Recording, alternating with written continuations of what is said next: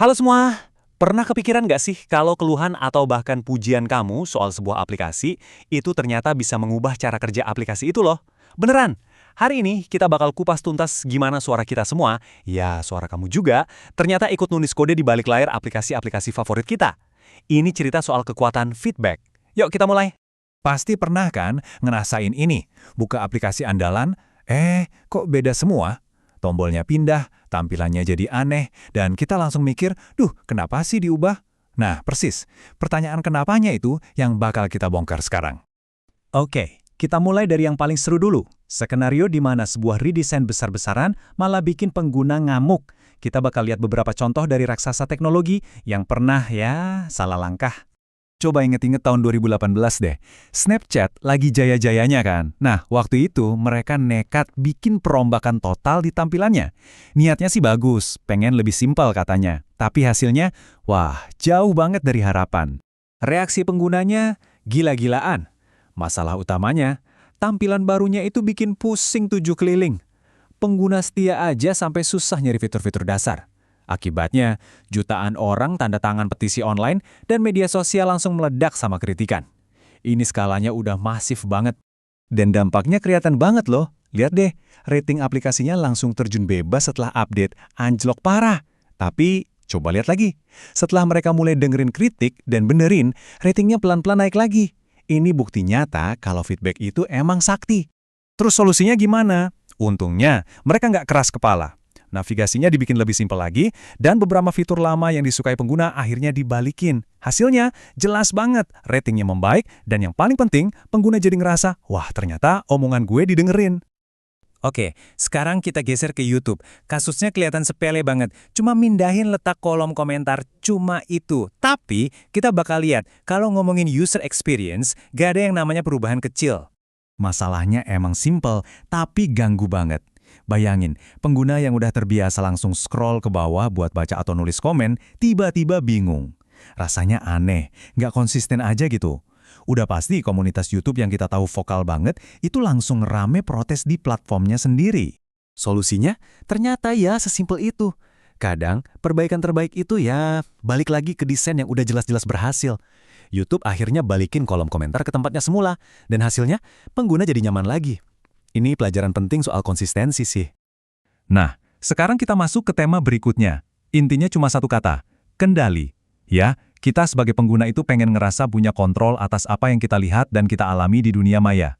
Ingat gak waktu timeline Twitter tiba-tiba berubah?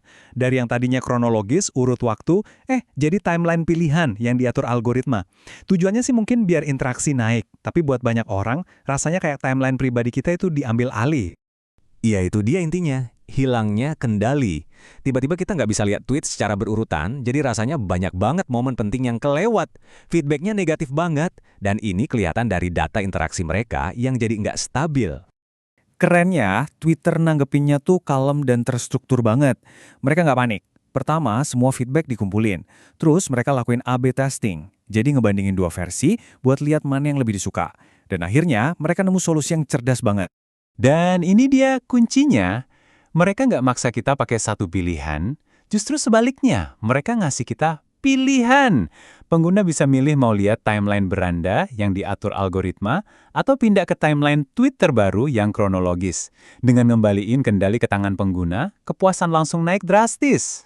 Oke, di bagian terakhir ini kita bakal lihat kalau perbaikan itu nggak melulu soal benerin yang salah. Kadang, ini soal nambahin sesuatu yang baru, sesuatu yang lebih dalam, buat ngejawab kebutuhan pengguna yang lebih kompleks. Bertahun-tahun lamanya Facebook itu cuma punya satu tombol, like.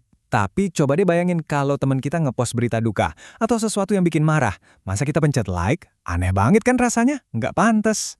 Pengguna udah lama sadar soal ini. Permintaan buat tombol dislike tuh muncul terus bareng sama keinginan buat bisa ngungkapin emosi lain. Facebook dengerin.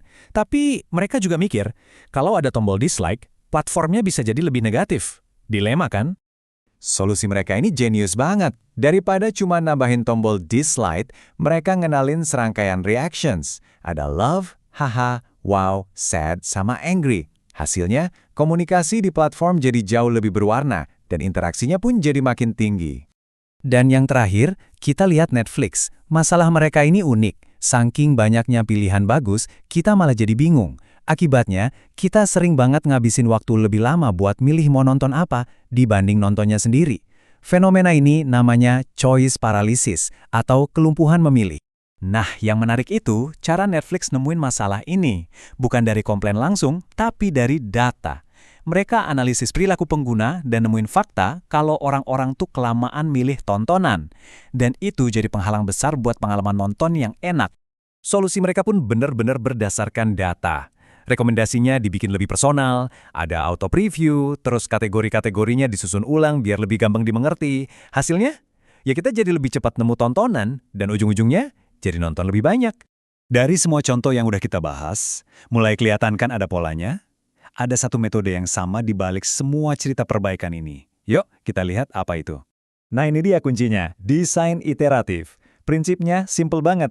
Jangan pernah berharap sempurna di percobaan pertama. Ini tuh sebuah siklus yang jalan terus. Bikin sesuatu, tes ke pengguna, analisis feedbacknya, terus perbaiki lagi. Terus-terusan kayak gitu. Semua aplikasi yang kita bahas tadi pakai proses ini buat jadi lebih baik. Jadi, apa sih pelajaran utamanya dari semua ini? Ada 3 hal penting yang bisa kita ambil. Pertama, kasih pengguna kendali. Kedua, kalau mau bikin perubahan besar, tes dulu pelan-pelan, jangan langsung dirombak total. Dan yang ketiga, ingat, data perilaku pengguna itu seringkali lebih jujur daripada komentar langsung. Jadi, saya mau tutup bahasan kita kali ini dengan satu pertanyaan buat kamu. Lain kali kamu ngerasa kesal sama update aplikasi, ingat ya, suara kamu itu punya kekuatan. Komplain kamu tuh bukan sekedar omelan, tapi bagian penting banget dari proses desain. Jadi, apa nih yang bakal kamu sampaikan? Terima kasih sudah menyimak.